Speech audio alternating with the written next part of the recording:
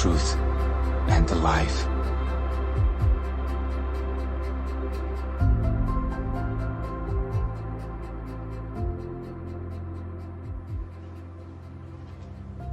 And he commanded the steward of his house, "Fill the men's sacks with food, as much as they can carry, and put each man's money in the mouth of his sack. Also, put my cup, the silver cup, in the mouth of the sack of the youngest and his grain money." So he did, according to the word that Joseph had spoken. As soon as the morning dawned, the men were sent away, they and their donkeys. When they had gone out of the city and were not yet far off, Joseph said to his steward, "Get up, follow the men, and when you overtake them, say to them, 'Why have you repaid evil for good? Is not this the one from which my Lord drinks, and with which he indeed practices divination? You have done evil in so doing.'" So he overtook them, and he spoke to them these same words. And they said to him, "Why does my Lord say these words? Far be it from us that your servants should do such a thing. Look, we brought back to you from the land of Canaan the money which we found in the mouth of our sacks. How then could we steal silver or gold from your Lord's house?" With whomever of your servants it is found, let him die. And we also will be my Lord's slaves. No, also let it be according to your words. He with whom it is found shall be my slave, and you shall be blameless. Then each man speedily let down his sack to the ground, and each opened his sack. So he searched. He began with the oldest and left off with the youngest. And the cup was found in Benjamin's sack. Then they tore their clothes, and each man loaded his donkey and returned to the city. So Judah and his brothers came to Joseph's house, and he was still there, and they fell before him on the ground. And Joseph said to them, "What deed is this you have done? Did you not know that such a man as I can certainly practice divination?" Then Judah said, "What shall we say to my lord? What shall we speak, or how shall we clear ourselves? God has found out the iniquity of your servants. Here we are, my lord's slaves, both we and he also with whom the cup was found." "Far be it from me that I should do so. The man in whose hand the cup was found, he shall be my slave. And as for you, go up in peace to your father." Then Judah came near to him. "O my lord, please let your servant speak a word in my lord's hearing, and do not let your anger burn against your servant, for you are even like Pharaoh." My lord asked his servants, saying, "Have you a father or a brother?" And we said to my lord, "We have a father, an old man, and a child of his old age who is young. His brother is dead, and he alone is left of his mother's children, and his father loves him." Then you said to your servants, "Bring him down to me, that I may set my eyes on him." And we said to my lord, "The lad cannot leave his father, for if he should leave his father would die." But you said to your servants, "Unless your youngest brother comes down with you, you shall see my face no more." So it was, when we went up to your servant my father, that we told him the words of my lord. And our father said, "Go back and buy us a little food." But we said, "We cannot go down. If our youngest brother is with us, then we will go down. For we may not see the man's face unless our youngest brother is with us." Then your servant my father said to us, "You know that my wife bore me 2 sons, and the one went out from me, and I said, 'Surely he is torn to pieces, and I have not seen him since.' But if you take this one also from me, and calamity befalls him, you shall bring down my gray hair with sorrow to the grave.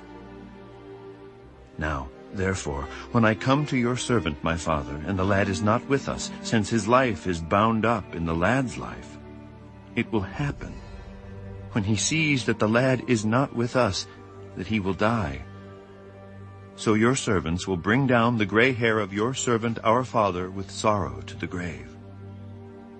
For your servant became surety for the lad to my father, saying, If I do not bring him back to you, then I shall bear the blame before my father forever.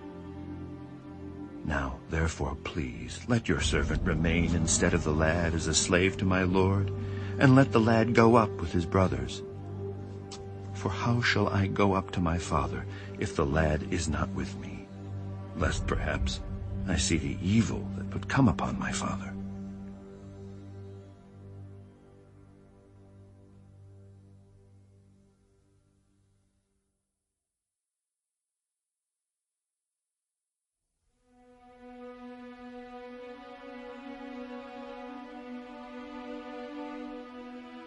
Then Joseph could not restrain himself before all those who stood by him. Make everyone go out from me. So no one stood with him while Joseph made himself known to his brothers. And he wept aloud, and the Egyptians and the house of Pharaoh heard it. Then Joseph said to his brothers, I am Joseph. Does my father still live? But his brothers could not answer him, for they were dismayed in his presence. Please, come near to me. So they came near. I am Joseph, your brother, whom you sold into Egypt. But now do not therefore be grieved or angry with yourselves because you sold me here. For God sent me before you to preserve life. For these 2 years the famine has been in the land, and there are still 5 years in which there will be neither plowing nor harvesting. And God sent me before you to preserve a posterity for you in the earth, and to save your lives by a great deliverance. So now, it was not you who sent me here, but God. And he has made me a father to Pharaoh, and lord of all his house, and a ruler throughout all the land of Egypt. Hurry, and go up to my father and say to him, Thus says your son Joseph, God has made me lord of all Egypt. Come down to me. Do not tarry. You shall dwell in the land of Goshen, and you shall be near to me, you and your children, your children's children, your flocks and your herds, and all that you have. There I will provide for you, lest you and your household and all that you have come to poverty, for there are still 5 years of famine. And behold, your eyes and the eyes of my brother Benjamin see that it is my mouth that speaks to you. So you shall tell my father of all my glory in Egypt, and of all that you have seen. And you shall hurry and bring my father down here. Then he fell on his brother Benjamin's neck and wept, and Benjamin wept on his neck. Moreover, he kissed all his brothers and wept over them. And after that, his brothers talked with him. Now the report of it was heard in Pharaoh's house. Joseph's brothers have come. So it pleased Pharaoh and his servants well. And Pharaoh said to Joseph, Say to your brothers, Do this. Load your animals and depart. Go to the land of Canaan. Bring your father and your households and come to me. I will give you the best of the land of Egypt, and you will eat the fat of the land. Now you are commanded, do this. Take carts out of the land of Egypt for your little ones and your wives. Bring your father and come. Also, do not be concerned about your goods, for the best of all the land of Egypt is yours. Then the sons of Israel did so. And Joseph gave them carts according to the command of Pharaoh, and he gave them provisions for the journey. He gave to all of them, to each man, changes of garments. But to Benjamin he gave 300 pieces of silver and 5 changes of garments.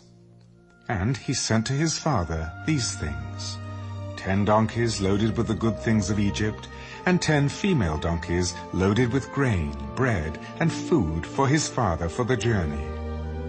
So he sent his brothers away, and they departed. And he said to them, "See that you do not become troubled along the way." Then they went up out of Egypt, and came to the land of Canaan, to Jacob their father. Joseph is still alive, and he is governor over all the land of Egypt. And Jacob's heart stood still, because he did not believe them. But when they told him all the words which Joseph had said to them, and when he saw the carts which Joseph had sent to carry him, the spirit of Jacob their father revived. "It is enough. Joseph, my son, is still alive. I will go and see him before I die."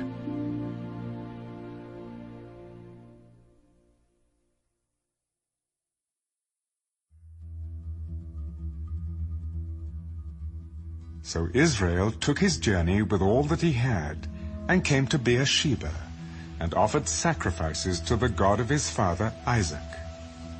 Then God spoke to Israel in the visions of the night. "Jacob, Jacob." "Here I am."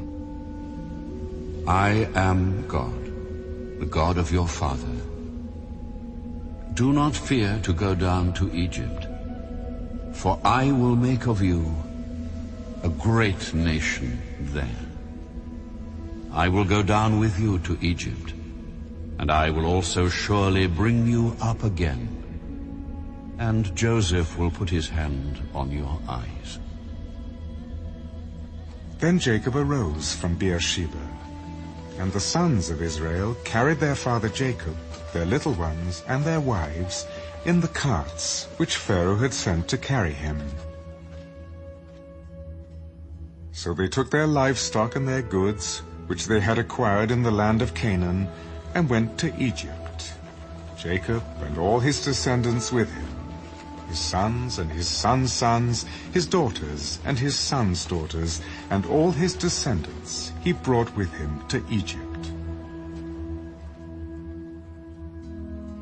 Now these were the names of the children of Israel, Jacob and his sons, who went to Egypt. Reuben was Jacob's firstborn. The sons of Reuben were Hanok, Palu, Hezron, and Carmi. The sons of Simeon were Jemuel, Jamin, Ohad, Jachin, Zohar, and Shaul, the son of a Canaanite woman. The sons of Levi were Gershon, Kohath, and Merari. The sons of Judah were Onan, Shelah, Perez, and Zerah. But and Onan died in the land of Canaan. The sons of Perez were Hezron and Hamul. The sons of Issachar were Tola, Puvah, Job, and Shimron. The sons of Zebulun were Sered, Elan, and Jaleel. These were the sons of Leah, whom she bore to Jacob in Padan Aram, with his daughter Dinah. All the persons, his sons and his daughters, were 33. The sons of Gad were Ziphian, Haggai, Shunai, Ezban, Eri, Arodai, and Areli. The sons of Asher were Jimnah, Ishua, Isui, Beriah, and Serah, their sister. And the sons of Beriah were Heber and Malchiel. These were the sons of Zilpah, whom Laban gave to Leah his daughter, and these she bore to Jacob, 16 persons. The sons of Rachel, Jacob's wife, were Joseph and Benjamin. And to Joseph in the land of Egypt were born Manasseh and Ephraim, whom Asenath, the daughter of Potiphera, priest of On, bore to him. The sons of Benjamin were Bela, Becher, Ashbel, Gera, Naaman, Ehi, Rash, Mappim, Huppim, and Ard. These were the sons of Rachel, who were born to Jacob, 14 persons in all. The son of Dan was Hushim. The sons of Naphtali were Jahzeel, Guni, Jezer, and Shillem. These were the sons of Bilhah, whom Laban gave to Rachel his daughter, and she bore these to Jacob, 7 persons in all. All the persons who went with Jacob to Egypt, who came from his body, besides Jacob's sons' wives, were 66 persons in all. And the sons of Joseph who were born to him in Egypt were 2 persons. All the persons of the house of Jacob who went to Egypt were 70. Then he sent Judah before him to Joseph, to point out before him the way to Goshen. And they came to the land of Goshen. So Joseph made ready his chariot, and went up to Goshen to meet his father Israel. And he presented himself to him, and fell on his neck, and wept on his neck a good while. And Israel said to Joseph, "Now let me die, since I have seen your face, because you are still alive." Then Joseph said to his brothers and to his father's household, I will go up and tell Pharaoh, and say to him, My brothers and those of my father's house, who were in the land of Canaan, have come to me. And the men are shepherds, for their occupation has been to feed livestock. And they have brought their flocks, their herds, and all that they have. So it shall be, when Pharaoh calls you and says, What is your occupation? That you shall say, Your servant's occupation has been with livestock from our youth even till now, both we and also our fathers, that you may dwell in the land of Goshen, for every shepherd is an abomination to the Egyptians.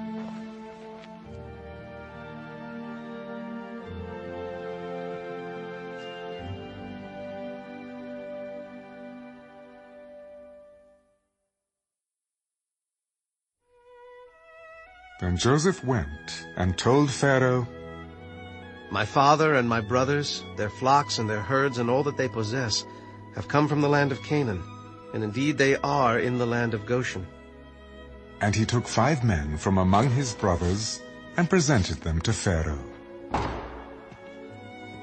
Then Pharaoh said to his brothers, What is your occupation? Your servants are shepherds, both we and also our fathers.